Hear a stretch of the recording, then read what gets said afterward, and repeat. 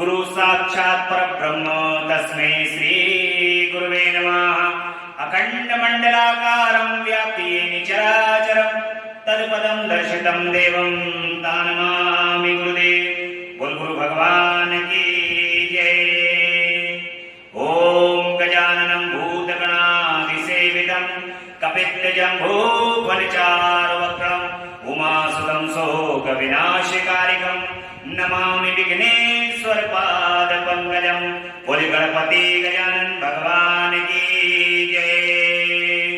सर्वमंगल मंगले शिवे सर्वार्थ साधिके शरण्ये त्र्यंबके गौरी नारायणी नमस्तुते। ओम जयंती मंगला काली भद्रकाली कपालिनी दुर्गा क्षमा शिवा धात्री स्वाहा स्वधा नमस्तुते। बोले जगदम्बा रानी की जय, अम्बा मैया की जय। कर्पूर गौरम करुणावतारम संसारसारम भुजगेन्द्रहारम सदा वसंतम हृदयारविंदे भवं भवानी सहितं नमामि। नागेन्द्रहाराय त्रिलोचनाय भस्मांगराय महेश्वराय नित्याय शुद्धाय दिगंबराय तस्मै दिनकराय नमः शिवाय। ओम नमः शिवाय, ओम नमः शिवाय, ओम नमः शिवाय। भगवान श्री गुरुदेव की असीम अनुकंपा से, माता पिता के आशीर्वाद, आप सभी भक्तों के भाग्य के कारण प्रेम श्रद्धा विश्वास और जगदम्बा परा अम्बा पराशक्ति भूत भावन भगवान भोलेनाथ की दसों दिशाओं से बरसने वाली कृपा के कारण आज भगवान की कथा का 26वां दिवस है। भगवान भूत भावन भोलेनाथ और जगदम्बा परा अम्बा पराशक्ति हम सभी भक्तों पर दसों दिशाओं से कृपा कर रहे हैं, इसलिए उनकी कथा को श्रवण करने का सौभाग्य हम सबको प्रदान होगा। उनकी कथा अमृतमयी, आनंदमयी और अद्भुत है। अद्भुत क्यों है? भगवान की कथा अद्भुत इसलिए है क्योंकि जो इस कथा को सुनता है उसके जीवन में अमूलचूल अभूतपूर्व परिवर्तन आता है। भगवान की कथा को सुनने के बाद जीवन के अंदर अभूतपूर्व परिवर्तन आता है, इसीलिए ये कथा बड़ी अद्भुत है। जो भक्त प्रेम श्रद्धा और विश्वास के साथ भगवान की कथा को पढ़ता है और सुनता है, भगवान उन भक्तों पर दसों दिशाओं से कृपा करके बड़ी ही सहजता से अपनी कृपा को कर देते हैं। और उनकी कृपा क्या है? भगवान की कृपा ही तो भगवान की कथा है। और ये कथा निरंतर अविरल रूप से इस ब्रह्मांड में चलती है। हम तो अधिक मास और श्रावण मास के अंदर इस कथा को पढ़ेंगे, श्रद्धा और विश्वास के साथ कथा का विश्राम होगा, फिर भोलेनाथ पुनः सौभाग्य प्रदान करेंगे, पुनः श्रावण मास में फिर भगवान की कथा को सुनने का सौभाग्य और करने का सौभाग्य प्रदान करेंगे। परंतु भगवान की कथा क्या कभी रुकती है? भगवान की कथा इस संसार में कभी विश्राम नहीं होती। उनकी कथा तो निरंतर इस ब्रह्मांड में चलती रहती है और निरंतर चलती रहती है। और उनकी कथा हम जो सुन रहे हैं ना, और हमारे कानों से जो हमारे रोम रोम में ये जो कथा प्रवाहित हो रही है, ये जो रोम रोम में प्रवाहित होने के बाद क्या आप समझ सकते हैं कि ये कथा आपके रोम रोम में क्या रुकेगी? ये कथा आपके रोम रोम में भी नहीं रुकने वाली। ये तो आपके रोम रोम में समा जाने वाली कथा है और ये निरंतर जीवन पर्यंत ये आपके सीधे और सीधे तौर पर आत्मा में समाहित हुई। ये कथा सीधे भगवान का, परमात्मा का और आत्मा का संबंध है। ये परमात्मा का जो नाम है ये सीधे सीधे आपकी आत्मा के अंदर जाकर के स्थापित हो रहा है। जब भगवान की आज्ञा होगी और ये शरीर इस संसार को छोड़ करके जब उनके श्री चरण कमल में ये आत्मा जो है उस परमात्मा के अंदर जाकर के जब समाहित होगी तो ये कथा बड़ी हेल्पफुल होगी, उस समय बड़ी सहायक होगी। भगवान की कथा ये सहायता करेगी कि आप जो इस वक्त सुन रहे हैं वो जो आपकी गति होगी वो गति दुर्गति में कभी नहीं बनती। जो भगवान की कथा को सुनते हैं उनकी दुर्गति कभी नहीं बनती, क्योंकि सदगति तो उनके नाम में। जिसने उनका नाम सुन लिया है फिर उसकी दुर्गति इस संसार के अंदर संभव नहीं। संसार में ग्रह, नक्षत्र, राशियों, स्वयं काल की भी क्षमता नहीं है जो महाकाल के भक्तों की दुर्गति कर रही है। इसलिए भगवान की कृपा से उनकी कथा को श्रवण करने का जो सौभाग्य हम सभी भक्तों को प्राप्त हुआ है, उनके श्री चरण कमल के जो प्रेम करने वाले प्रेमी हैं उनको प्राप्त हुआ है, तो हम उनकी कथा को बड़ी श्रद्धा और विश्वास के साथ साक्षात उनका स्वरूप समझ करके इस कथा को सुने, तभी हमारा कल्याण है। अन्यथा संसार में कहीं भी कोई कल्याण छुपा नहीं। और बड़ी सुंदर कथा भगवान की चल रही है। माता का प्रसंग है। जहां पर माता का प्रसंग आता है तो एकदम शरीर के अंदर हलचल मचती है, और वो हलचल जो है वो एक अलग सी ऊर्जा को प्रकट करती है, और वो ऊर्जा मानो ऐसा शरीर के अंदर जो प्रकट होती है, ऐसा लगता है कि भगवान शिव से वो ऊर्जा जो है वो मिलाने की कोशिश करती है। और मां का प्रसंग है। मां का प्रसंग आते ही बच्चे तो वात्सल्य से भर जाते हैं, वात्सल्यता आ जाती है कि अब तो मां आ गई है, गोद में उठा लेगी, सारे काम हो जाएंगे। पिताजी से मिलवाने का काम कौन करता है पता है? मां। बच्चे को पिता का परिचय नहीं होता, पिता के स्वभाव का पता नहीं होता, परंतु मां ही जो है वो अपने पिता के बारे में बच्चों को जानकारी देती है। ये कार्य मां का हुआ। ऐसे ही जगदम्बा अम्बा पराशक्ति है।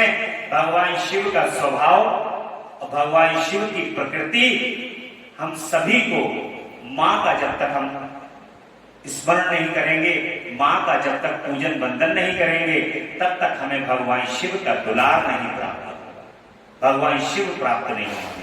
क्योंकि मां ही है जो पिता के हाथ में हमारा हाथ पकड़ेगा। ये कार्य कौन करेगा? मां। तो बड़े प्रेम के साथ, श्रद्धा के साथ मां की कथा चल रही है।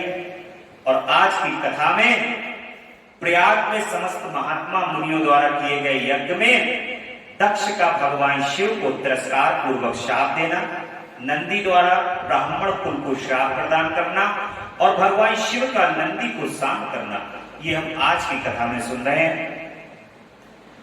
ब्रह्मा जी कहते हैं कि नारद पूर्व काल में समस्त महात्मा मुनि प्रयाग में एकत्र हुए थे। वहां सम्मिलित हुए उन महात्माओं का विधि विधान से एक बहुत बड़ा यज्ञ हुआ।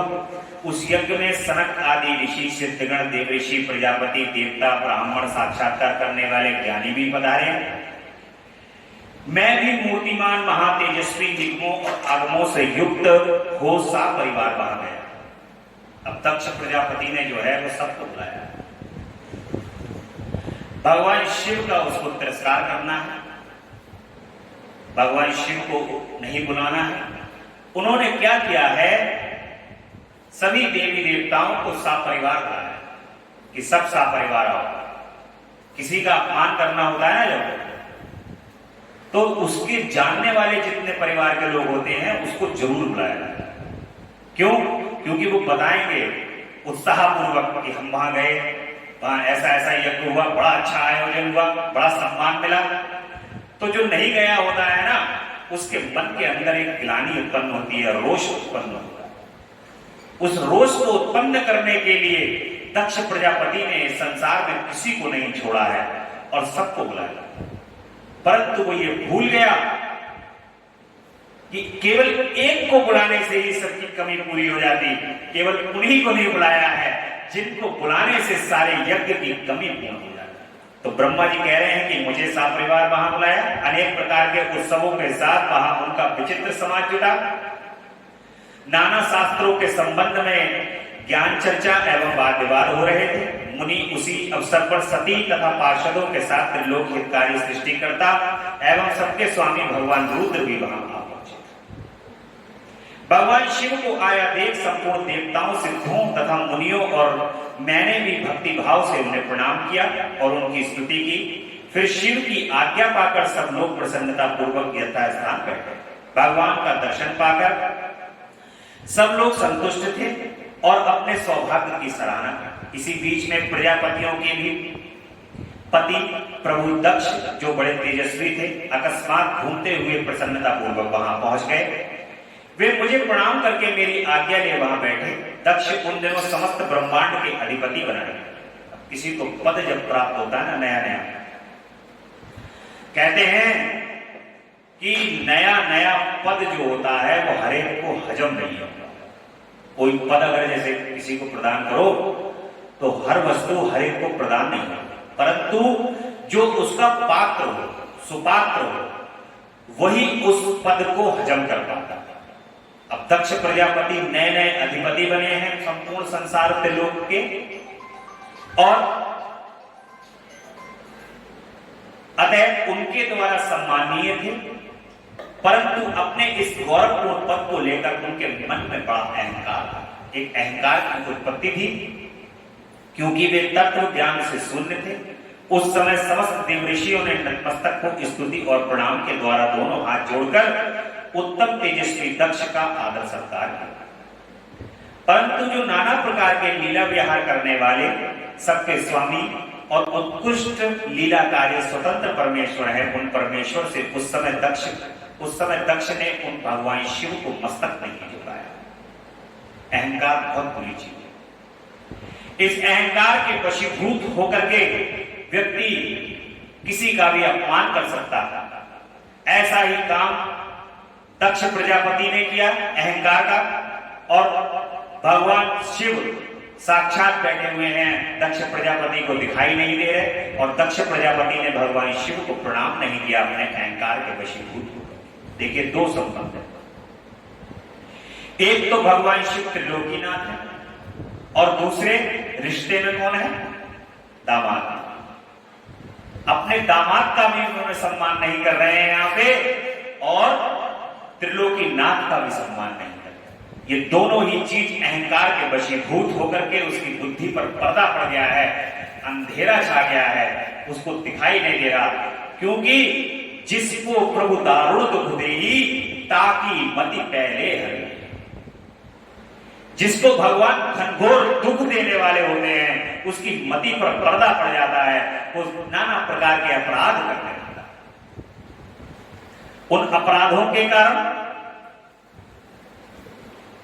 वो नहीं देख रहा है त्रिलोकीनाथ को, और वे अपने आसन पर बैठे ही रह गए।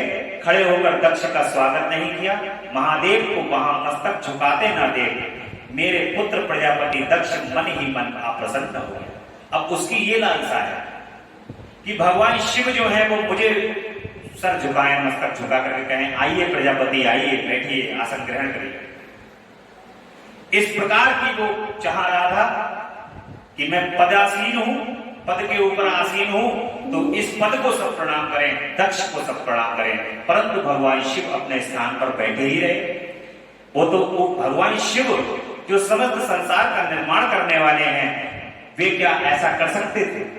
भगवान शिव उसके अहंकार को देख करके ऐसा नहीं किया। परंतु यदि दक्ष में अहंकार नहीं होता तो वो तो इतने विनम्र हैं, तो शायद मेरे ख्याल में भगवान शिव उठ करके उसको प्रणाम भी करें। परंतु उसके अहंकार को नहीं भगवान सहन कर सके। उनको पता है इसमें अहंकार उत्पन्न हो चुका है, अब इसके अहंकार का तो बस केवल एक ही जवाब है कि मैं मौन बैठा रहूं। और कुपित हो गया। अब कोई पदभार वाला व्यक्ति अगर हो और वो चाह रहा हो कि मुझे साथ नमस्कार प्रणाम करने वाले 70 पैदा हो जाए, उसको अगर नमस्कार प्रणाम ना किया जाए ना तो बड़ा रोष उत्पन्न होता है उसके अंदर। तुम कौन हो भाई इतनी सभा के अंदर कि तुमने हमें प्रणाम नहीं किया? तुम कौन हो भाई? उसी पे ध्यान जाएगा जिसने प्रणाम नहीं किया, जो अहंकार के वशीभूत होता है। वरना जो भगवत चरणानुरागी होता है, विनम्र होता है, क्योंकि जिस डाल पर फल होते हैं वो डाल झुकी हुई होगी, जिस डाल पे फल नहीं होगा वो टहनी तनी हुई होगी, उस पर कुछ है ही नहीं। इसीलिए जो भगवान के चरण अनुरागी होते हैं, प्रेमी होते हैं, वो तो प्रेम से लबालब भरे हुए होते हैं, इसलिए झुके हुए, इसलिए हमेशा झुके हुए मिलेंगे आपको। और निरंतर महादेव को वहां मस्तक झुकाते ना देखकर पुत्र प्रजापति दक्ष मन ही मन अप्रसन्न हो गया।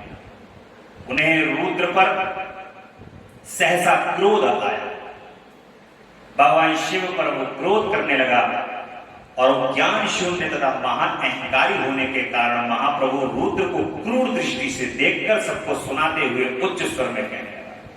अब भगवान शिव वहां बैठे हुए हैं, उन्होंने प्रणाम नहीं किया, तो अब उसको पूरी सभा को दिखाना है कि ये केवल ये क्यों बैठे हुए हैं। अब इनकी जो है घोर निंदा और अपमान करूंगा इस सभा के अंदर, ताकि सबको पता चल जाए कि यहां पर इन्होंने प्रणाम नहीं किया तो मैंने कितनी इनका अपमान किया। ऐसा करने लगा। दक्ष ने कहा, ये सब देवता, असुर श्रेष्ठ ब्राह्मण तथा ऋषि मुझे विशेष रूप से मस्तक झुकाते हैं, परंतु जो प्रेतों और पिशाचों से घिरा हुआ महान नस्वी बनकर बैठा है वह दुष्ट मनुष्य के समान क्यों मुझे प्रणाम नहीं करता। इस तरीके की भाषा का प्रयोग दक्ष करने लगा। शमशान में निवास करने वाले निर्लज्ज जो मुझे इस समय प्रणाम नहीं कर रहे हैं, इनका क्या कारण?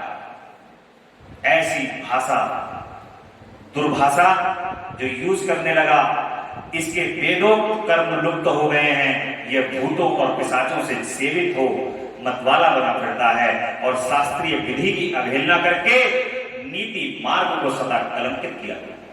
इसके साथ रहने वाले या इसका अनुसरण करने वाले लोग पाखंडी, दुष्ट, पापाचारी तथा ब्राह्मणों को देखकर उद्दंडता पूर्वक उनकी निंदा करने वाले होते हैं। ये स्वयं ही स्त्री में आसक्त रहने वाला रति कर्म में ही दक्ष है, अतः मैं इसे साप देने को उद्यत हुआ। ऐसा दक्ष जो है वो भगवान शिव को श्राप देने के लिए अपनी जगह से उठ जाते हैं। अतः मैं इसे साप देने के लिए उद्यत हुआ हूं। ये रुद्र चारों वर्णों से पृथक कुरूप है, इसे यज्ञ से बहिष्कृत कर दिया जाए। और कहा कि यज्ञ से बहिष्कृत कर दिया जाए। ये शमशान में निवास करने वाला तथा उत्तम कुल और जन्म से हीन है, इसलिए देवताओं के साथ ये यज्ञ में भाग न पाए। ब्रह्मा जी कहते हैं कि नारद दक्ष की कही हुई बात सुनकर भृगु आदि बहुत से महर्षि रुद्र को दुष्ट मानकर देवताओं के साथ उनकी निंदा करते। दक्ष की बात में वहां पर कुछ ऋषि मुनि भी थे, वो भी आ गए हैं। दक्ष की बात सुनकर नंदी को बड़ा रोष हुआ, उनके नेत्र चंचल हो उठे और वे दक्ष को साप देने के विचार से तुरंत इस प्रकार बोले।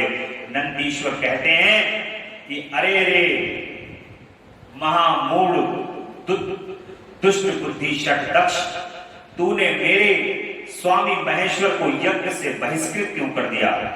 जिनके स्मरण मात्र से यज्ञ सफल हो जाते हैं, तीर्थ पवित्र हो जाते हैं, उन्हीं महादेव को तूने शाप दे कैसे दिया?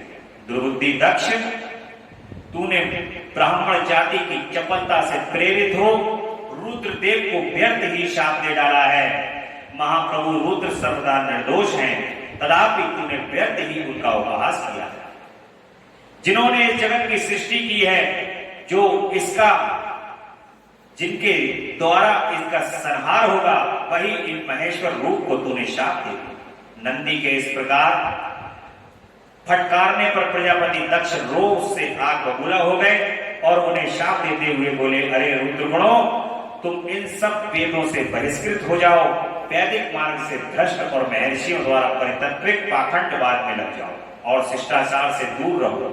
सिर पर जटा और शरीर में भस्म एवं हड्डियों के आभूषण धारण करके मदपान में आसक्त रहो।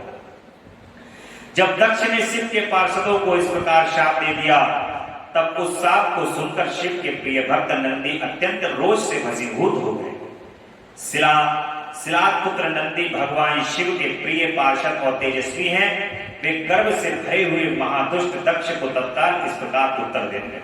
नंदी महाराज कहते हैं कि अरे शठ दुर्बुद्धि दक्ष, तूने शिव के तत्व का बिल्कुल ज्ञान नहीं, अतः तूने शिव के पार्षदों को व्यर्थ ही शाप दिया है। अहंकारी, जिनके चित्त में दुष्टता भरी है, उन भृगु आदि ने भी ब्राह्मणत्व के अभिमान में आकर महाप्रभु महेश्वर का उपहास किया। अतः यहाँ जो भगवान रुद्र से विमुख तुझ जैसे दुष्ट ब्राह्मण विद्यमान हैं, उनको मैं रुद्र तेज के प्रभाव से ही शाप दे रहा हूँ। तुझ जैसे ब्राह्मण कर्म फल के प्रशंसक वेद पाद में फंसकर वेद के तत्व ज्ञान से शून्य हो गए।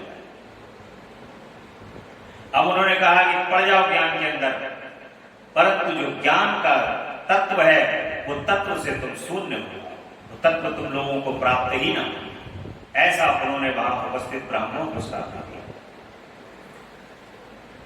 वे ब्राह्मण सदा भोगों में तन्मय रहकर स्वर्ग को ही सबसे बड़ा पोशाक मानते हुए स्वर्ग से बढ़कर दूसरी कोई वस्तु नहीं है ऐसा कहते रहे, तब क्रोध, लोभ और मद से युक्त हो निर्लज्ज भिक्षुक बने। कितने ही ब्राह्मण वेद मार्ग को सामने रखकर शूद्रों का यज्ञ कराने वाले और दरिद्र होंगे तथा सदा दान लेने में ही लगे रहे। दूषित दान ग्रहण करने के कारण वे सब के सब नरकगामी होंगे। दक्ष, उनमें से कुछ ब्राह्मण तो महाराक्षस भी थे। जो परमेश्वर शिव को सामान्य देवता समझकर उनसे द्रोह करता है, वह दुष्ट बुद्धि वाला प्रजापति दक्ष तत्व ज्ञान से विमुख हो जाए। ये विषय सुख की इच्छा से कामना रूपी कपट से युक्त धर्म वाले गृहस्थाश्रम में आसक्त रहकर कर्मकांड का तथा कर्म फल की प्रशंसा करने वाले सनातन वेद का ही विस्तार करता है। इसका आनंदमय मुख नष्ट हो जाए, ये आत्मज्ञान को भूलकर पशु के समान हो जाए तथा दक्ष कर्म भ्रष्ट हो शीघ्र ही बकरे के मुख से युक्त हो। इस प्रकार कुपित हुए नंदी ने जब ब्राह्मणों को और दक्ष ने महादेव जी को शाप दिया, तब वह महान हाहाकार मच गया। नारद, मैं वेदों का प्रतिपादक होने के कारण शिव तत्व को जानता हूं, इसलिए दक्ष का वह शाप सुनकर मैंने बारंबार उसकी तथा भृगु आदि ब्राह्मणों की भी सदा सिद्ध महादेव भी नंदी की यह बात सुनकर हंसते हुए मधुर वाणी में बोले। वे नंदी को समझाने लगे। सदाशिव ने कहा कि नंदी, मेरी बात सुनो, तुम तो परम ज्ञानी हो, तुम्हें क्रोध नहीं करना चाहिए। तुमने भ्रम से यह समझकर कि मुझे शाप दिया है, व्यर्थ ही ब्राह्मण कुल को शाप देता। वास्तव में मुझे किसी का शाप छू नहीं सकता, अतः तुम्हें उत्तेजित नहीं होना चाहिए।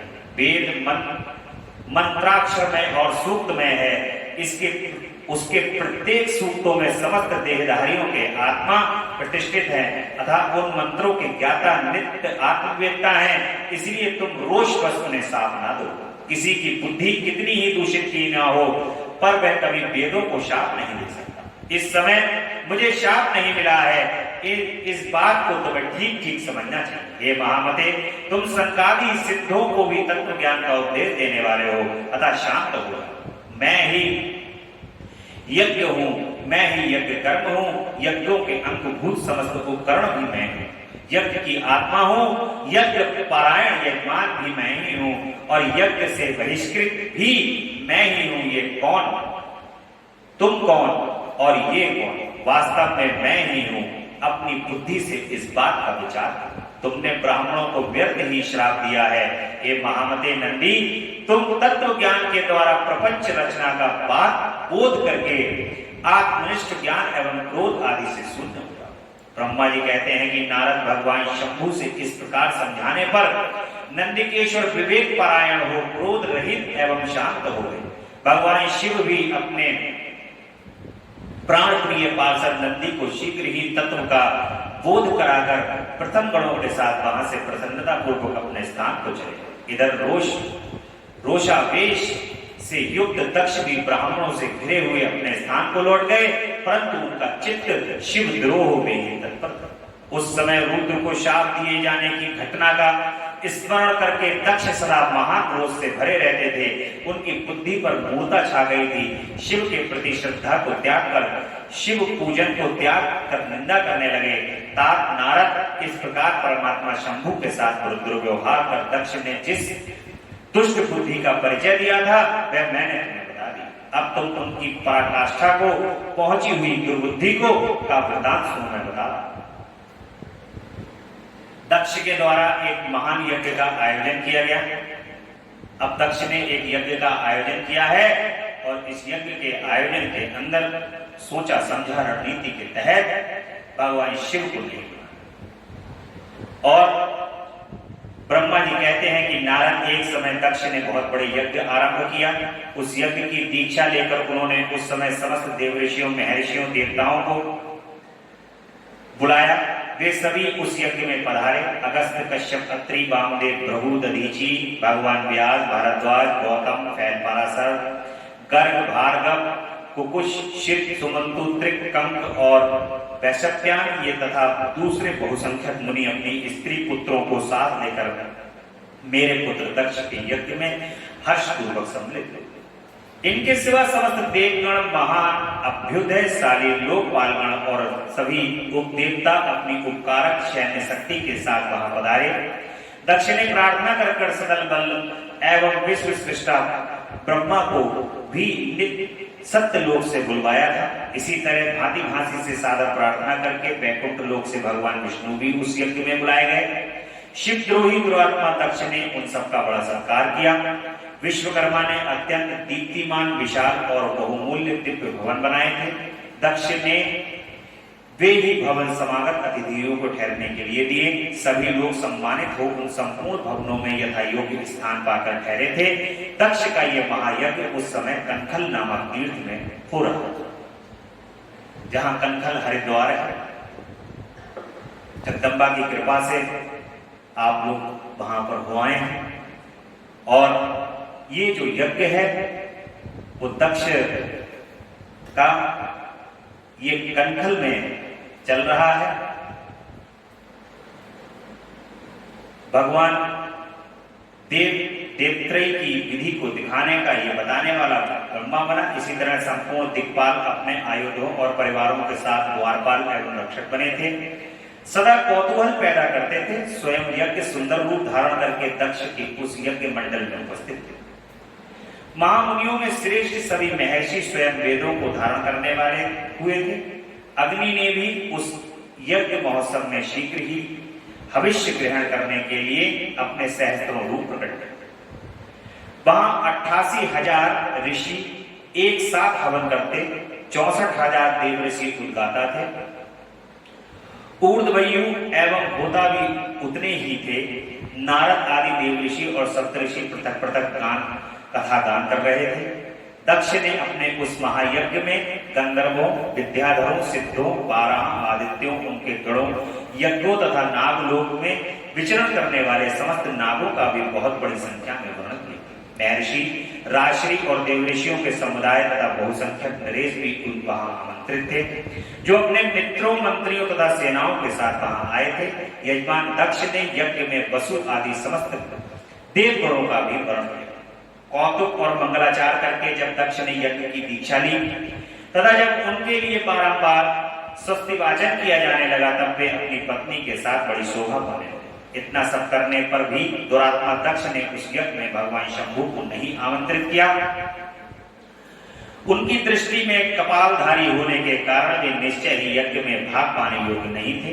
सती प्रजापति दक्ष की प्रिय पुत्री थी, तो भी कपाली की पत्नी होने के कारण दोषदर्शी दक्ष ने उन्हें अपने यज्ञ में बुलाया। इस प्रकार जब दक्ष का वह यज्ञ महोत्सव आरंभ हुआ, देखिए भगवान की माया।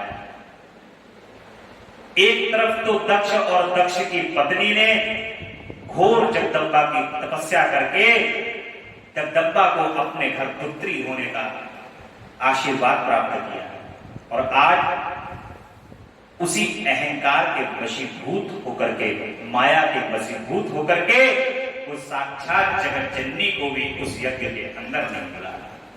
उसको पता है कि जगत जननी जो है वो भगवान शिव के पास है, इनको तो निमंत्रण मुझे देना है, परंतु उसकी बुद्धि मति ऐसी मारी गई है अहंकार में और अज्ञानता दुर्बुद्धि के कारण वो मां को भी नहीं पहचान पा रहा है। और उसने क्या करा, माता को और भगवान शिव को दोनों को यज्ञ में नहीं मिलाया।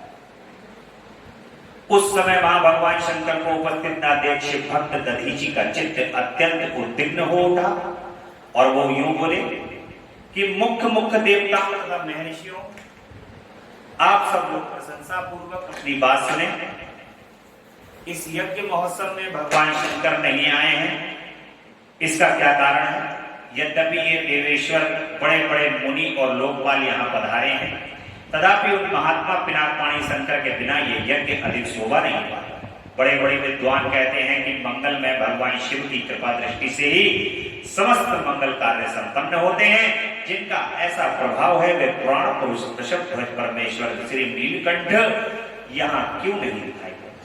दक्ष जिनके संपर्क में आने पर अथवा जिनके स्वीकार कर लेने पर अमंगल भी मंगल हो जाते हैं तथा जिनके 15 नेत्रों से देखे जाने पर बड़े बड़े नगर तत्काल मंगलमय हो जाते हैं, उनका इस यज्ञ में पदार्पण होना अत्यंत आवश्यक है। इसलिए तुम्हें स्वयं ही परमेश्वर शिव को यहाँ शीघ्र बुलाना चाहिए।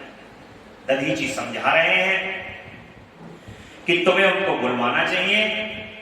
ब्रह्मा, प्रभावशाली भगवान विष्णु, देवराज इंद्र, लोकपाल गणों, ब्राह्मणों और सिद्धों की सहायता से सर्वदा प्रयत्न करके इस समय यज्ञ की पूर्ति के लिए तुम्हें भगवान शंकर को यहाँ ले आना चाहिए। आप सब लोग उस स्थान पर जाएं जहां महेश्वर विराजमान है, वहां से दक्ष नंदिनी सती के साथ भगवान शंभु को यहाँ तुरंत ले आए। देवेश्वरों, जगदम्बिका सहित वे परमात्मा शिव यदि यहाँ आ गए तो उनसे सब कुछ पवित्र हो जाए। दधीची को ज्ञान है, दधीची को पता है कि अगर भगवान शिव इस यज्ञ में नहीं आए, एक तो पहले ये यज्ञ संपन्न नहीं होगा और दूसरा ये यज्ञ विध्वंस हो जाएगा। ऐसा दधीची को पता है कि भगवान शिव अवश्य आए तभी ये यज्ञ पूर्ण हो सकता है। उनके स्मरण से, उनके नाम लेने से सारा कार्य पुण्यमय हो जाता है। पूर्ण प्रयत्न करके भगवान वृषभध्वज को यहाँ पर ले आना चाहिए। दधीची का यह वचन सुनकर मूढ़ बुद्धि वाला दक्ष हंसते हुए रोष पूर्वक कहता है कि भगवान विष्णु संपूर्ण देवताओं के मूल हैं, जिनमें सनातन धर्म प्रतिष्ठित है। जब इनको मैंने आदर पूर्वक बुला लिया है, तब इस यज्ञ कर्म में क्या करना है? जिनने वेद यज्ञ और नाम प्रकार के समस्त कर्म प्रतिष्ठित हैं, वे भगवान विष्णु तो यहाँ आ ही गए हैं। इनके सत्य लोक से लोक पितामह ब्रह्मा वेदों, उपनिषदों और विभिन्न आगमों के साथ यहाँ पर पधारे। देव गणों के साथ स्वयं देवराज इंद्र भी शुभागमन हुआ है तथा आप जैसे निष्पाप महर्षि भी यहाँ आ गए हैं। जो जो महर्षि यज्ञ में सम्मिलित होने योग्य, शांत और सुपात्र हैं, वेद और वेदांत के तत्व को जानने वाले हैं और दृढ़ता पूर्वक व्रत का पालन करते हैं, वे सब स्वयं आप ही यहाँ पर पधार चुके हैं। तब हमें यहाँ रुद्र को बुलाने का क्या करेंगे? विप्रवर, मैंने ब्रह्मा जी के कहने से ही अपनी कन्या रुद्र को ब्याह दी है। अब कह रहा है कि ब्रह्मा जी ने कहा था कि सती की शादी भगवान शिव के साथ कर दो, तभी मैंने कर दी थी, वरना मेरी कोई इच्छा नहीं थी। परंतु पूर्व में अगर आप देखें तो दक्ष चाहता था कि मेरी कन्या का विवाह भगवान शिव के साथ किस प्रकार हो, ऐसे वो प्रयत्न में लगा रहा। परंतु अहंकार का अंधकार आने के कारण उसकी सब स्मृति भंग हो चुकी है। उनके न माता है न पिता है, वे भूतों, प्रेतों और पिशाचों के स्वामी हैं, अकेले रहते हैं। उनका अतिक्रमण करना दूसरों के लिए अत्यंत कठिन है। वे आत्म प्रशंसक, मूढ़, जड़, मौनी और ईर्ष्यालु इस तरह यज्ञ कर्म में बुलाए जाने योग्य नहीं है, इसलिए मैंने उनको यहाँ नहीं बुलाया है। अतः दधीची, आपको फिर कभी ऐसी बात नहीं करनी चाहिए। मेरी प्रार्थना है कि आप सब लोग मिलकर मेरे इस महान यज्ञ को सफल करें। दक्ष की यह बात सुनकर दधीचि ने समस्त देवताओं और मुनियों के सुनते हुए साल गर्भित बात कही। उन्होंने कहा कि दक्ष, उन भगवान शिव के बिना ये महान यज्ञ अयज्ञ हो गया है। अब ये यज्ञ कहलाने योग्य ही नहीं रहा है। विशेषता इस यज्ञ में तुम्हारा विनाश हो जाए। ऐसा कहकर दधीचि ने दक्ष की यज्ञशाला से अकेले ही निकल पड़े और तुरंत अपने आश्रम को चले दिए। तदंतर जो मुख्य शिव भक्त तथा शिव के मत का अनुसरण करने वाले थे, वे भी दक्ष को वैसा ही साथ देकर तुरंत वहां से चले जाते। दक्ष कहते हैं कि जिन्हें शिव ही प्रिय हैं, वे नाम मात्र के ब्राह्मण दधीचि यहां से चले गए। अब वो कह रहा है कि वे नाम मात्र के ब्राह्मण हैं जिन्हें शिव प्रिय हैं, ब्राह्मण नहीं है। चले गए तो चले गए, उनसे कोई फर्क पड़ने वाला नहीं है। मेरी यज्ञशाला से निकल गए, ये बड़ी शुभ बात हो गई। कह रहे ये चले गए फालतू बवाली लोग जो हैं, तो ये बड़ी शुभ बात हो गई है। बल्कि दक्ष का ही कल्याण करने के लिए ऋषि दधीचि जो हैं, वो दक्ष को बार बार समझा रहे हैं कि बेटा ऐसा मत करो, भगवान शिव का अपमान मत करो। जो यज्ञ का आधार है, जो यज्ञ का आधार है, उन भगवान शिव को मत भूलना। बार बार दधीचि जो है वो स्मरण करा रहे हैं, परंतु अहंकार के वशीभूत दक्ष इस बात को नहीं समझ रहा।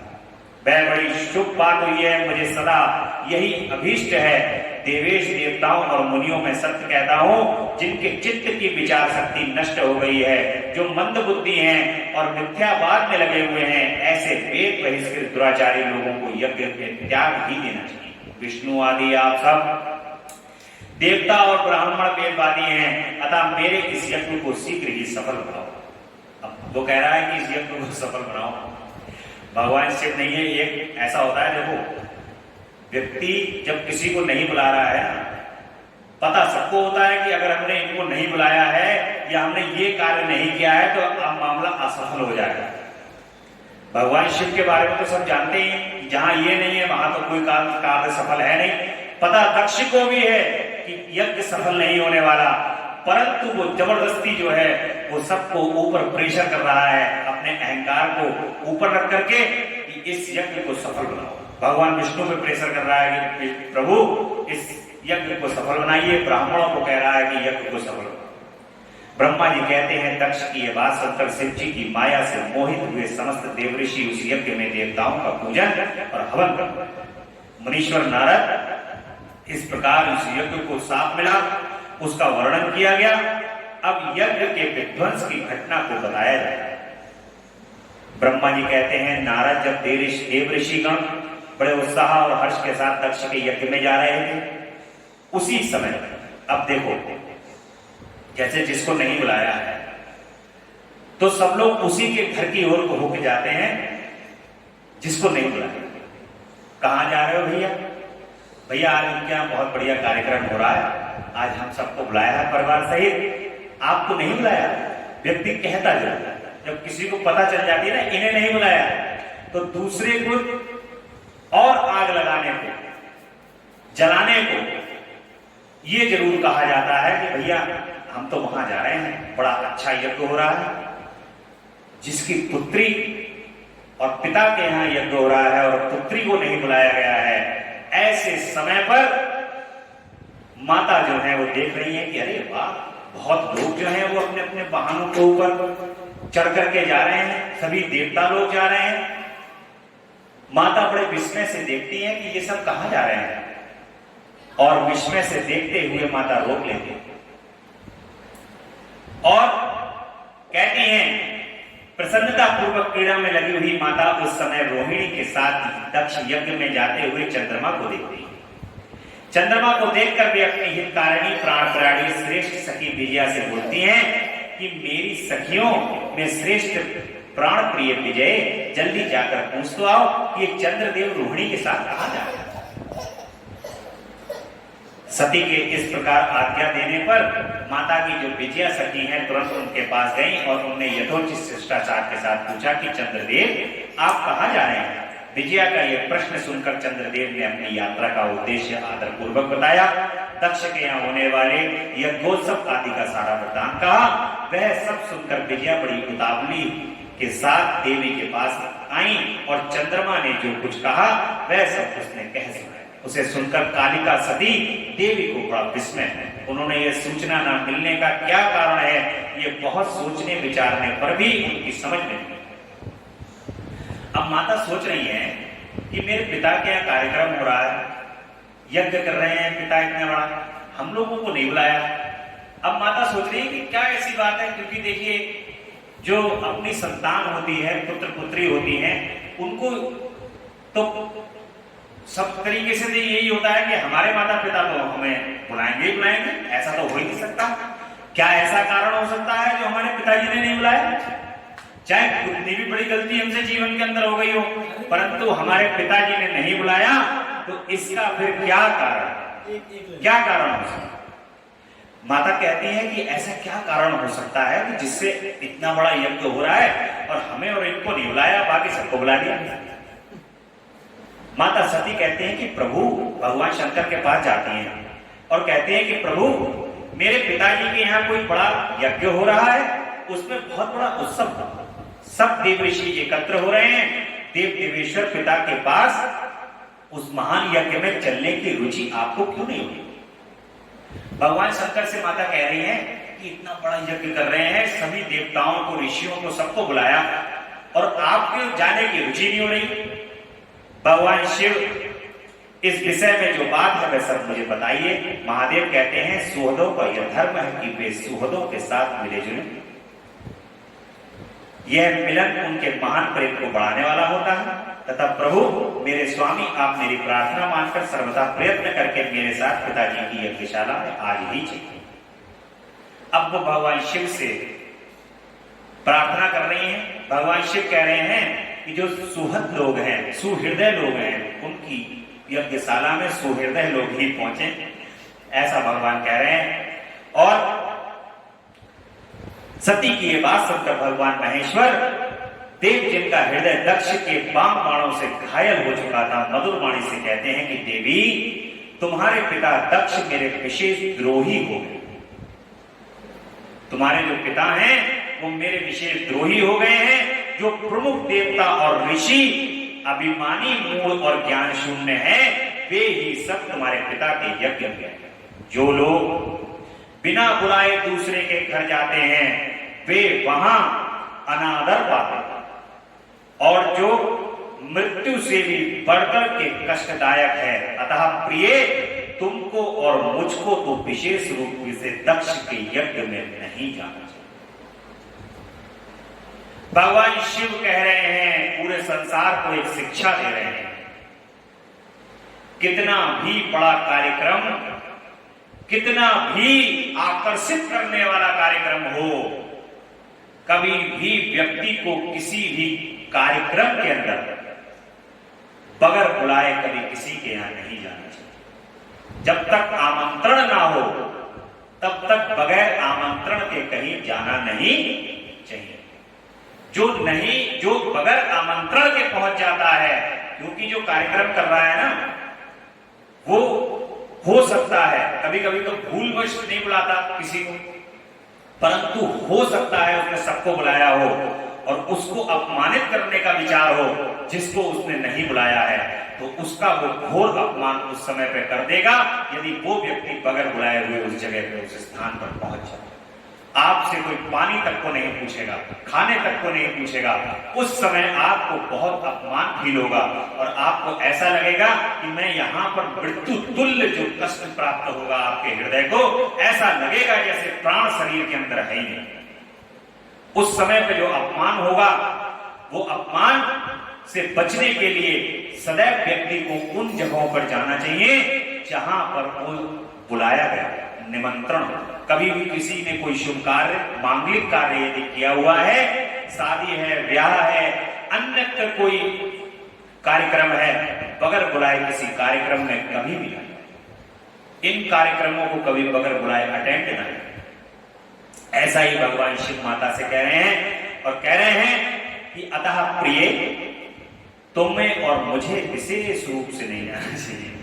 भगवान को यह पता है कि वहां जानते ही अपमान कर देगा। बैठा हुआ है वहां अहंकारी और वो अपने अहंकार में अपमान कर। भगवान महेश्वर के ऐसा कहने पर सती रोष पूर्वक कहती हैं कि शंभु, आप सबके ईश्वर हैं, जिनके जाने से यज्ञ सफल होता है, उन्हीं आपको मेरे दुष्ट पिता ने इस समय आमंत्रित नहीं किया। हे प्रभु, उस दुरात्मा का अभिप्राय क्या है? वह सब में जानना चाहता है। जो धर्म पत्नी होती है, अपने पति को सर्वोपरि जो मानती है, यदि उसके मायके में, उसके परिवार में यदि पति का अपमान हो जाए तो उस पत्नी के लिए उस अपमान से बढ़कर के कोई और चीज नहीं। अगर पति के ससुराल में यदि वहां पर अपमान हो जाए तो इससे बड़ा घोर उस पत्नी के लिए अपमान नहीं है। पति का तो अपमान अपनी जगह पर है, परंतु सबसे घोर अपमान उस पत्नी का, यदि उसके पति का अपमान उसके मायके में। ऐसा ही मां जो है वो अपने पिता को भूल जाती है और उनको दुरात्मा कहकर के संबोधित करती है। और साथ ही वहां आए हुए संपूर्ण दुरात्मा देवऋषियों के मनोभाव का भी मैं पता लगाना चाहता हूं। माता कह रही है कि जो सब देवऋषि वगैरह जो वहां पहुंचे हुए हैं, इनके मनोभाव को भी मैं जानना चाहती हूं। अतः प्रभु, मैं आज ही पिता के यज्ञ में जाती हूं। नाथ महेश्वर, आप मुझे वहां जाने की आज्ञा दें। भगवान शिव से आज्ञा मांगते हैं। देवी सती के ऐसा कहने पर सर्वज्ञ सर्वदृष्टा सृष्टिकर्ता कल्याण स्वरूप साक्षात भगवान रुद्र उनसे इस प्रकार कहते हैं, उत्तम व्रत का पालन करने वाली देवी, यदि इस प्रकार तुम्हारी रुचि वहां अवश्य जाने के लिए हो गई है तो मेरी आज्ञा से तुम शीघ्र अपने पिता के यज्ञ में जाओ। भगवान शिव जो है वो माता को यज्ञ में जाने की आज्ञा क्यों दे रहे हैं? क्योंकि लीला यज्ञ को विध्वंस करने की। भगवान शिव नहीं है, परंतु जगदम्बा वहां पहुंच गई हैं और इतना बड़ा यज्ञ जहां पर विष्णु जी, ब्रह्मा जी, बड़े बड़े देवऋषि, बड़े बड़े ब्राह्मण लोग उपस्थित हैं, उस यज्ञ को सफल करने का प्रयास कर रहे हैं। अगर मां पहुंच गई तो वो यज्ञ किसी हाल के अंदर संपन्न नहीं हो सकता, क्योंकि इतने बड़े बड़े यज्ञों को विध्वंस करने की जो क्षमता है वो जगदम्बा में ही है। वरना ब्रह्मा जी, विष्णु आदि देवताओं और ब्राह्मणों का जो क्षमता है वहां पर नष्ट करने की क्षमता इस त्रिलोकी तीनों लोकों के अंदर किसी के अंदर नहीं। वो क्षमता तो मां के अंदर ही है और मां जो है वो उसी यज्ञ को समाप्त करती हैं, कर सकती हैं। ऐसा भगवान शिव को भी पता है, इसलिए भगवान शिव माता को उस यज्ञ में जाने की आज्ञा प्रदान करते। भोलेनाथ को पता है कि अगर कालिका पहुंचेगी तो कालिका उस यज्ञ को होने नहीं। जो महाविनाशकारी यज्ञ लक्ष्य करने जा रहा है, वो महाविनाशकारी यज्ञ माता के पहुंचने से वहां संपन्न नहीं, और अपने क्रोध में मां उस यज्ञ को विध्वंस कर, ऐसा भगवान शिव उनको आज्ञा प्रदान करते हैं। और वह नंदी वृषभ सुसज्जित हो, तुम एक महारानी के अनुरूप राजोपचार पर साथ लेकर सादा इस पर सवार हो, बहुसंख्यक प्रथम गणों के साथ यात्रा करो। भगवान कहते हैं बड़े आदर सम्मान के साथ अपने मैके जाओ, सवारी लेकर के, महारानी बनकर के अच्छे से पहुंचो। प्रिय, इस विभूषित वृषभ पर आरूढ़ हो। रुद्र के इस प्रकार आदेश देने पर सुंदर आभूषणों से अलंकृत हुई माता सब साधनों से युक्त हो पिता के घर की ओर चल गई। परमात्मा शिव ने उन्हें सुंदर वस्त्र, आभूषण तथा परम उज्ज्वल छत्र, चामर आदि महा राजोचित उपचार दिए। भगवान शिव की आज्ञा से 60,000 रुद्रगण बड़ी प्रसन्नता और महान उत्साह के साथ कौतूहल पूर्वक सती के माता सती के साथ उस समय जाते हैं। वहां के यज्ञ के लिए यात्रा करते समय सब ओर महान उत्सव होता है। महादेव के गणों ने शिव प्रिया सती के लिए बड़ा भारी उत्सव रचा। नाचते गाते हैं। भगवान के रुद्रगण जो हैं बड़े मस्त रहने वाले हैं, नाचते हुए, गाते हुए, मृदंग बजाते हुए, डमरू बजाते हुए, ढोल बजाते हुए माता के साथ जो है निकल पड़े हैं दक्ष के यज्ञ में जाने। ब्रह्मा जी कहते हैं कि नारद, दक्ष कन्या सती उस स्थान पर गई जहां वह महान प्रकाश से युक्त यज्ञ हो रहा था।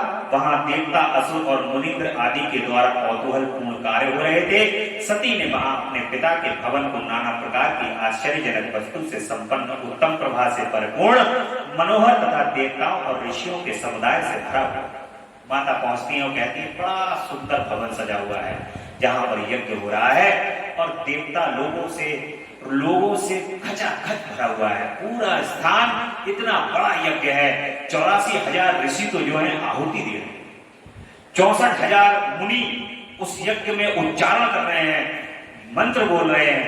ऐसा महान यज्ञ में खचाखच भरा हुआ होगा, पैर तिल रखने की जगह भी नहीं होगी। इतना महान यज्ञ करा रहे हैं और आप अपने वाहन नंदी से उतरकर अकेले ही शीघ्रता पूर्वक यज्ञशाला के भीतर माता चली जाती हैं। सती को आई देखकर उनकी यशस्विनी माता अक्षिनी ने और बहन ने उनका यथोचित आदर सत्कार किया, परंतु दक्ष ने उन्हें देखकर कोई भी आदर सम्मान नहीं किया।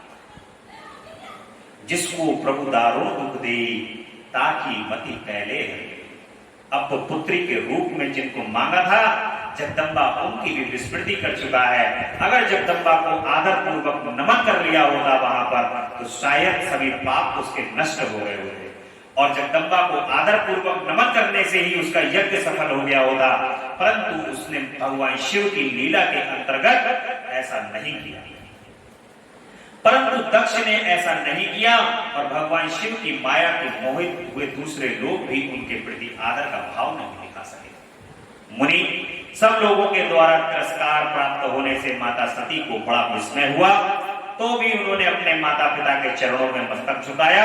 उस यज्ञ में माता सती ने विष्णु आदि देवताओं के भाग देखे, परंतु भगवान शिव का भाग नहीं देखा। भगवान विष्णु लक्ष्मी जी के साथ, ब्रह्मा जी सरस्वती जी के साथ विराजित हैं। भगवान शिव का स्थान जो है वो खाली पड़ा, वहां पर कोई स्थान नहीं दिया।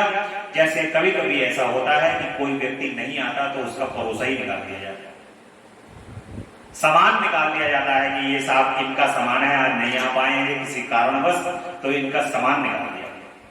तो वो भी नहीं करा गया है, वहां पे उनका स्थान भी नहीं निकाला गया है। ऐसा माता जो है वो देख रही है और बड़ा रोषित हो रही है। माता जब भगवान शिव को अपमान हो रहा है तो पल पल क्षण क्षण मां को जो है वो देखा नहीं जा रहा उस यज्ञ के लिए। और माता कहती है कि प्रजापति, आपने परम मंगलकारी भगवान शिव को इस यज्ञ में क्यों नहीं बुलाया, जिनके द्वारा यह संपूर्ण चराचर जगत पवित्र होता है, जो स्वयं ही यज्ञ के यज्ञ देवताओं में श्रेष्ठ हैं, यज्ञ के अंग हैं, यज्ञ की दक्षिणा और यज्ञ करता यजमान भी वही। सब कुछ तो भगवान शिव ही है, कोई भी यज्ञ करो, और उन भगवान शिव के बिना यज्ञ की सिद्धि कैसे हो सकती है। अहो, जिनके स्मरण करने मात्र से सब कुछ पवित्र हो जाता है, उन्हीं के बिना किया हुआ यह सारा यज्ञ अपवित्र हो जाएगा। ये सब जिनके स्वरूप हैं, उन्हीं भगवान शिव के बिना इस यज्ञ का आरंभ कैसे किया। क्या आपने भगवान शिव को सामान्य देवता समझकर उनका अनादर किया है? आज आपकी बुद्धि भ्रष्ट हो गई है, इसलिए आप पिता होकर भी मुझे अधम जच रहे हैं। अरे, ये विष्णु और ब्रह्मा आदि देवता तथा मुनि अपने प्रभु भगवान शिव के आए बिना इस यज्ञ में कैसे चले? ऐसा कहने के बाद शिव स्वरूपा परमेश्वरी सती ने भगवान विष्णु, ब्रह्मा, इंद्र आदि सब देवताओं को तथा समस्त ऋषियों को बड़े कड़े शब्दों से फटकारा। ब्रह्मा जी ने कहा कि नारद, इस प्रकार क्रोध से भरी हुई जगदम्बा सती ने व्यथित हृदय से अनेक प्रकार की बातें कही। श्री विष्णु आदि समस्त देवता और मुनि वहां उपस्थित थे। सती की बात सुनकर चुप रहे। उनकी पुत्री के वैसे वचन सुनकर कुपित हुए दक्ष ने सती की ओर क्रूर दृष्टि से देखा और इस प्रकार कहा कि भद्रे, तुम्हारी बहुत कहने से क्या लाभ, इस समय यहाँ तुम्हारा कोई काम नहीं है, तुम जाओ या ठहरो, ये तुम्हारी इच्छा पर निर्भर करता। देखिए बिना बुलाए व्यक्ति का अपमान। कह रहे हैं तुम जाओ, ठहरो, बैठो, यज्ञ में रुको, हमें कोई मतलब नहीं है, घर जाना जाओ, घर चली जाओ। माता से इस प्रकार अपमानित उनको कर रहे हैं दक्ष। कह रहे हैं कोई लाभ नहीं है, समस्त विद्वान जानते हैं कि तुम्हारे पति शिव अमंगल रूप है, वे कुलीन भी नहीं है, वेद से बहिष्कृत हैं और भूतों प्रेतों तथा पिशाचों के स्वामी हैं, वे बहुत ही कुबेश धारण किए रहते हैं, इसलिए रुद्र को यज्ञ के लिए नहीं बुलाया। बेटी, मैं रुद्रों को अच्छी तरीके से जानता हूं, अतः जानबूझकर ही मैंने देव ऋषियों की सभा में उनको आमंत्रित नहीं किया। रुद्र को शास्त्र के अर्थ का ज्ञान नहीं है, वो दंड और दुरात्मा है। मुझ मूढ़ पापी से ब्रह्मा जी के कहने से तुम्हारा विवाह मैंने उनके साथ कर दिया। अतः सुचिस्मते, तुम क्रोध छोड़कर स्वस्थ शांत हो जाओ। इस यज्ञ में तुम आ ही गई हो तो स्वयं अपना भाग ग्रहण करो। कह रहे हैं तुम आई गई हो तो चलो, ये और अपमान वाली बात है। जब कोई कह दे कि चलो तुम आए गए हो तो कोई बात ना, बैठो आगे। कहते नहीं किसी से कि चलो बुलाओ तो ना आए हो, अब तुम आए गए हो तो बैठो आगे। और अपमान वाली बात उस समय पर हो जाती है। दक्ष के ऐसा कहने पर उनकी त्रिभुवन पूजिता पुत्री सती ने शिव की निंदा करने वाले अपने पिता की ओर जब दृष्टिपात किया, तब उनका रोष और भी बढ़ गया। मन ही मन सोचने लगी कि अब मैं शंकर जी के पास कैसे जाऊं, अब उनके पास मैं कैसे अपना मुंह दिखा पाऊंगी, जहां पर उनका कहने से उनकी बात को मैंने नहीं सुना और मैं यहां आ गई। उनकी बात को बगैर सुने मैं यहां पर आकर अपना और उनका दोनों का अपमान करा लिया मैंने। यदि शंकर जी के दर्शन की इच्छा से वहां गई और उन्होंने यहां का समाचार पूछा तो मैं उन्हें क्या उत्तर दूं? तदंतर तीनों लोगों की जननी सती रोषावेश से युक्त हो लंबी सांस खींचते हुई अपनी दुष्ट हृदय पिता दक्ष से कहती हैं कि जो महादेव जी की निंदा करता है अथवा जो उनकी होती हुई निंदा को सुनता है, वे दोनों तब तक नरक में पड़े रहते हैं जब तक चंद्रमा और सूर्य विद्यमान है। ये बात माता ने अपने मुंह से कही। जो शिव की निंदा सुनता, भगवान शिव की जो निंदा इन कानों से सुनता है, उसको तब तक नरक भोगना पड़ता है जब तक चंद्रमा और सूर्य इस सृष्टि के अंदर विद्यमान। इसलिए भगवान शिव की निंदा सुनना नहीं चाहिए। अगर कहीं पर भी कोई व्यक्ति, मूढ़ व्यक्ति, अज्ञानी ही होगा जो भगवान शिव की निंदा करेगा, अगर वो निंदा करता है तो अपने कान को बंद करके और उस स्थान से चले, उस स्थान पर मत। अगर आप सक्षम हैं तो उसको उस बात का जवाब दीजिए, और सक्षम नहीं है तो उस स्थान से वहां से चले जाए। शिव की निंदा नहीं सुननी चाहिए। माता सती कहती हैं, तात मैं अपने इस शरीर को त्याग दूंगी, जलती आग में प्रवेश कर जाऊंगी। अपने स्वामी का अनादर सुनकर अब मुझे अपने इस जीवन की रक्षा में क्या करना? यदि कोई समर्थ हो तो वह स्वयं विशेष यत्न करके शंभु की निंदा करने वाले पुरुष की जीभ को बलपूर्वक काट डाले, तभी वह शिव निंदा श्रवण के पाप से शुद्ध हो सकता। इसमें कोई संशय नहीं है। यदि कुछ कर सकने में समर्थ हो तो बुद्धिमान पुरुष को चाहिए कि वह दोनों कान बंद करके वहां से निकल जाए।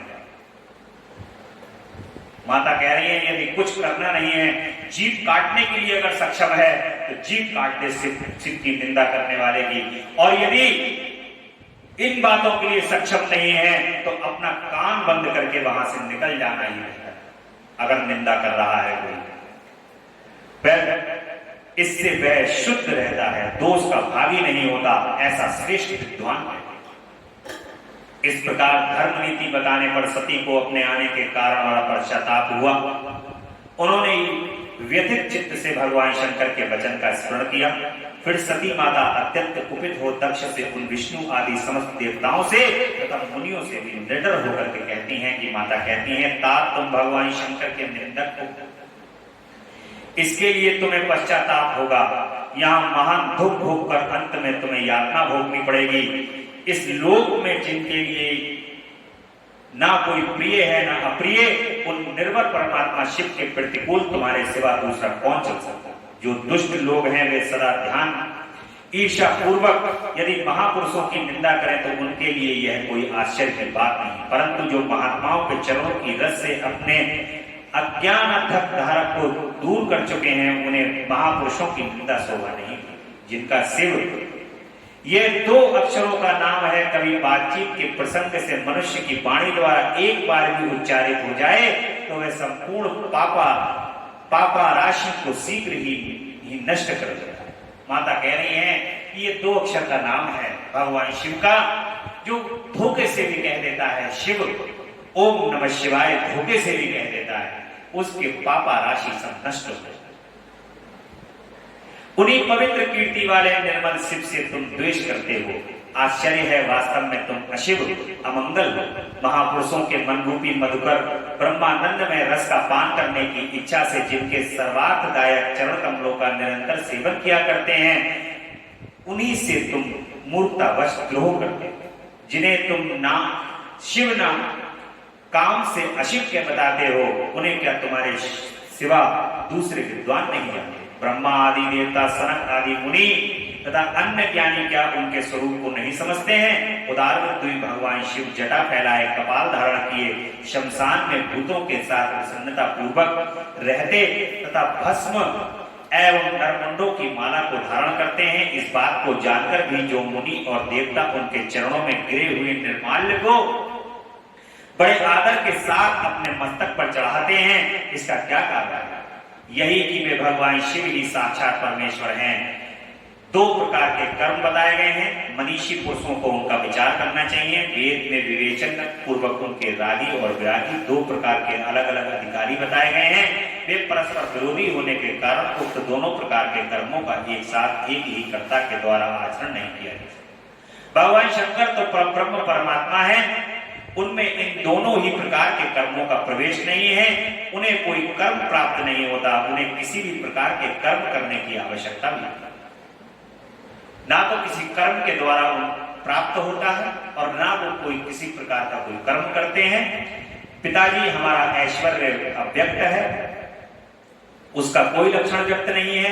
सदा आत्मज्ञानी महापुरुष ही उनका सेवन करते हैं। तुम्हारे पास ये ऐश्वर्य नहीं है। यज्ञशालाओं में रहकर वहां के अंत से तृप्त होने वाले कर्मठ लोगों को जो भोग प्राप्त होता है, उससे वह ऐश्वर्य बहुत दूर। माता कह रही हैं कि जो यज्ञों इत्यादि कर्मों में लगे रहते हैं, वो इन ऐश्वर्यों से दूर हैं जो भगवान शिव को जानते हैं। उनको जानना बड़ा कठिन है, उनको तो उनके भक्त ही जानते हैं। भगवान शिव के जो भक्त हैं वो शिव को जानते हैं, इसलिए उनको उनकी भगवान शिव की महत्ता है, वो पता है कि हमारे प्रभु कैसे हैं। जिस समय शिव द्वारा मेरा संबंध मुझे दक्षिणायनी कहकर पुकारेंगे, यह समय मेरा सहसा अत्यंत दुखी हो जाएगा। इसलिए तुम्हारे अंग से उत्पन्न हुए सदा शिव के शव के तुल्य घृणित इस शरीर को इस समय में निश्चय ही त्याग दूंगी और ऐसा करके सुखी हो जाऊंगी। हे देवताओं और मुनियों, तुम सब लोग मेरी बात सुनो। तुम्हारे हृदय से दुष्टता आ गई है। तुम लोगों का यह कर्म सर्वथा अनुचित है। तुम सब लोग मूढ़ हो, क्योंकि शिव की निंदा और कलह तुम्हें प्रिय है। अतः भगवान हर से तुम्हें इस कुकर्म का निश्चय ही पूरा पूरा दंड। ब्रह्मा जी कहते हैं कि नारद उस यज्ञ में दक्ष तथा देवताओं ने ऐसा कहकर सती चुपचाप हो गई और मन ही मन अपने प्राण वल्लभ शंभु का स्मरण,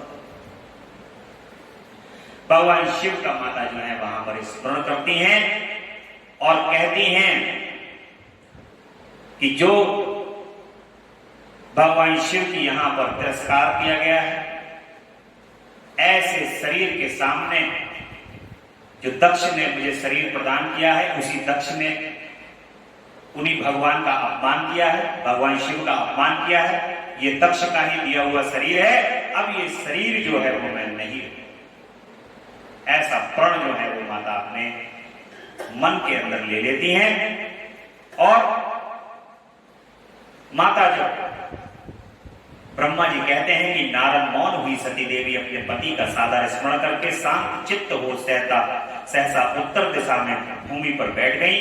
उन्होंने विधि पूर्वक जल का आचमन करके वस्त्र ओढ़ लिया पवित्र भाव से आंखें मूंदकर पति का चिंतन करती हुई वे योग मार्ग में स्थित हो गईं और उन्होंने आसन को स्थिर कर प्राणायाम द्वारा प्राण और अपान को एक रूप करके नाभि चक्र में स्थापित कर दिया। फिर उदान वायु को बलपूर्वक नाभि चक्र से ऊपर उठाकर बुद्धि के साथ हृदय में स्थापित किया। तत्पश्चात शंकर की प्राण वल्लभा आनंदिता सती उस हृदय स्थित वायु को कंठ मार्ग से भ्रुकुटियों के बीच में ले गई। इस प्रकार दक्ष पर कुपित हो सहसा अपने शरीर को त्यागने की इच्छा से सती ने अपने संपूर्ण अंगों में योग मार्ग के अनुसार वायु और अग्नि की धारणा की। तदंतर अपने पति के चरणारविंदों का चिंतन करती हुई सती ने अन्य सब वस्तुओं का ध्यान भुला दिया। उनका चित्त योग मार्ग में स्थित हो गया, इसलिए वहीं उन्हें पति के चरणों के अतिरिक्त और कुछ नहीं दिखाई।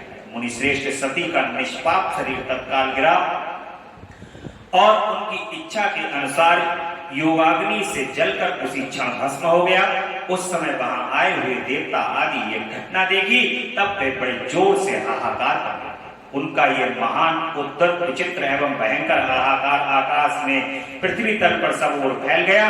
लोग कह रहे थे महान देवता भगवान शंकर की परम प्रेयसी सती ने किस दुष्ट के दुर्व्यवहार से कुपित हो अपने प्राण को त्याग दिया। अहो ब्रह्मा जी के इस पुत्र दक्ष की बड़ी भारी दुष्टता तो देखो। सारा चराचर जगत जिसकी संतान है उसकी पुत्री मनस्विनी सती जो सदा ही मान पाने की योग्य थी, उसके द्वारा ऐसा निरादरित हुई प्राणों से ही हाथ धो गई। भगवान वृषध्वज की प्रिया सती सदा सभी सत्पुरुषों के द्वारा निरंतर सम्मान पाने की अधिकारिणी थी। वास्तव में उनका हृदय बड़ा ही असहिष्णु था। वह प्रजापति दक्ष ब्राह्मण द्रोही है, इसलिए सारे संसार में उसे महान अपयश प्राप्त होगा। उसकी अपनी ही पुत्री उसी के अपराध से जब प्राण त्याग करने को उद्यत हो गई, तब भी उन महान नरक भोगी शंकर रुद्रों ने उसे रोका तक। जिस समय सब लोग ऐसा कर रहे थे, उसी समय शिव के पार्षद सती का यह अद्भुत प्राण त्याग देख तुरंत ही क्रोध पूर्वक अस्त्र शस्त्र ले दक्ष को मारने के लिए उठ खड़े हुए। यज्ञ मंडप के द्वारा खड़े हुए वे भगवान शंकर के समस्त 60,000 पार्षद जो बड़े भारी बलवान थे, अत्यंत रोष में भर गए और हमें धिक्कार है ऐसा कहते हुए भगवान शंकर के गणों कि वे सभी वीर युद्धपति बारंबार उच्च स्वर से हाहाकार कर रहे थे। देवर्षि कितने ही पार्षद तो वहां शोक में ऐसे व्याकुल हो गए कि वे अत्यंत तीखे प्राणनाशक शस्त्रों द्वारा अपने ही मस्तक और मुख आदि अंगों पर आघात करने लगे। इस प्रकार 20,000 पार्षद उस समय दक्ष कन्या सती के साथ ही नष्ट हुए। भगवान शिव के जो पार्षद हैं, माता की देख करके कि माता ने अपने शरीर को ध्वस्त कर लिया है, नष्ट कर लिया है, रुका नहीं गया। उन्होंने भी 20,000 पार्षदों ने अपने शरीर को वहीं पर नष्ट कर दिया। एक अद्भुत सी बात है, नष्ट होने से बचे हुए महात्मा शंकर के वे प्रथम गण क्रोध युक्त दक्ष को मारने के लिए हथियार लिए उठ खड़े हुए। मुनि उन आक्रमणकारी पार्षदों का वेग देखकर भगवान प्रभु ने यज्ञ में विघ्न डालने वालों का नाश करने के नियत अपहताम असुराम राक्षसी वेद सुदाम इस यजुर मंत्र से दक्षिणाग्नि में आहुति दी। प्रभु के आहुति देते ही यज्ञ कुंड में ऋषु नामक सहस्त्रों महान देवता जो बड़े प्रबल वीर थे वहां प्रकट हो गए। मुनीश्वर उन सब के हाथ में जलती हुई लकड़ियां थी। उनके प्रथम गणों का अत्यंत विकट युद्ध हुआ जो सुनने वालों के भी रोंगटे खड़े कर देने वाला था। उस ब्रह्म तेज से संपन्न महावीर ऋषुभाव तथा की ओर से ऐसी मार पड़ी जिससे प्रथम गण बिना अधिक प्रयास के ही भाग खड़े हुए। इस प्रकार उन देवताओं ने उन शिव गणों को तुरंत वहां से भगा दिया।